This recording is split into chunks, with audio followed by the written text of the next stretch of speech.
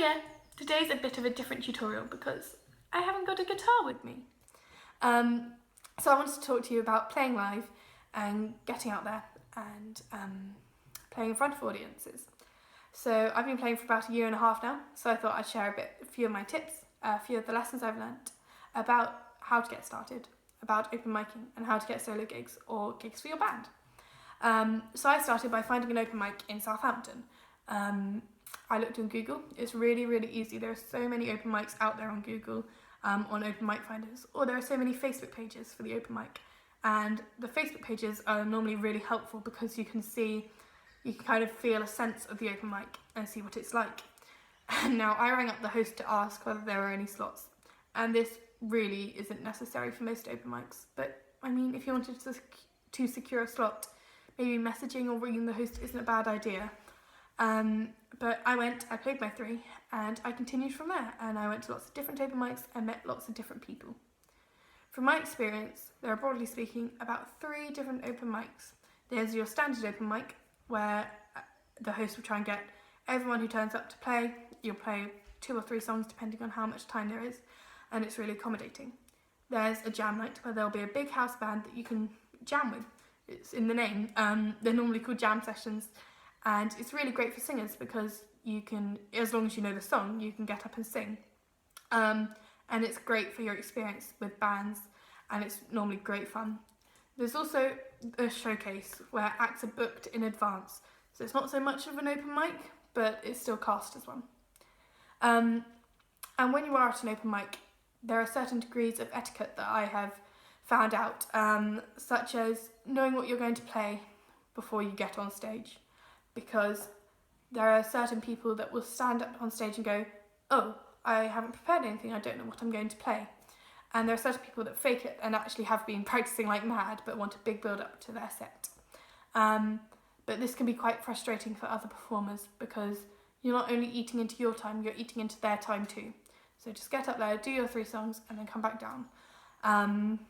There's also getting there on time. Most open mics run on a first come first serve basis. So getting there on time or getting there slightly earlier will ensure you get a slot, and it's just polite. There's also tuning your instrument before you get up on stage, because again, it's about eating into your time, eating into others' times, and it can be frustrating. And not playing mammoth songs, like you normally get 3 songs or 15 minutes, but if you do get 3 songs, don't play hugely long 9-minute songs for each, because it's not fair on the other people. Play normal length songs, and staying till the end is always a good thing to do because people have watched and supported you, and so you should pay them the same respect, I feel.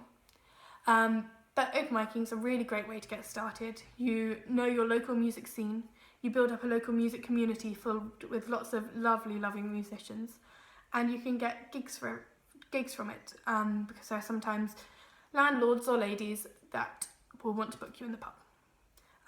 They're also open for everyone. Even like really good musicians will appreciate the difficulty of getting up on stage and performing for the first time. Everyone appreciates it. And in terms of gigging, as I said, you can get gigs from open mics from the people you meet. But I also find that Facebook is a really great platform for this.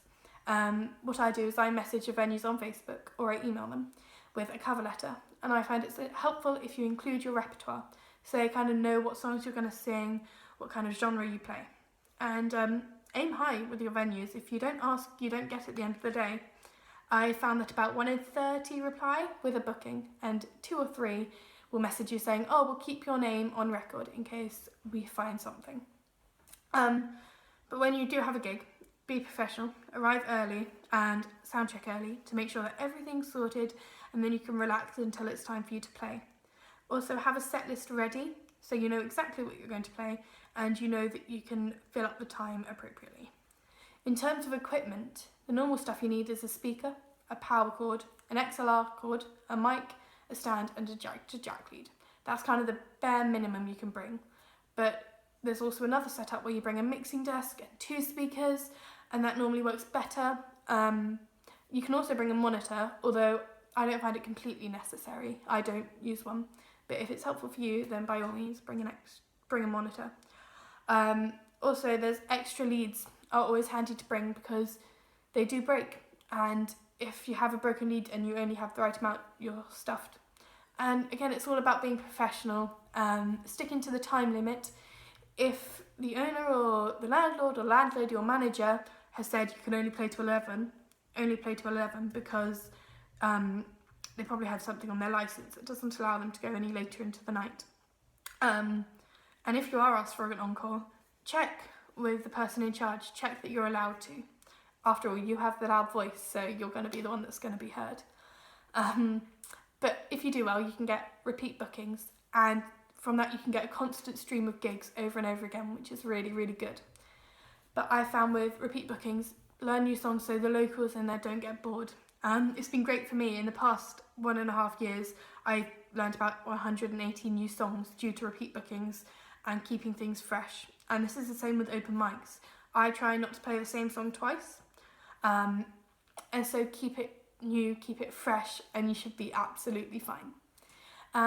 Thank you very much for watching this. If you have any other questions, leave it down in the comments or message me to let me know. I'll leave all my links down there.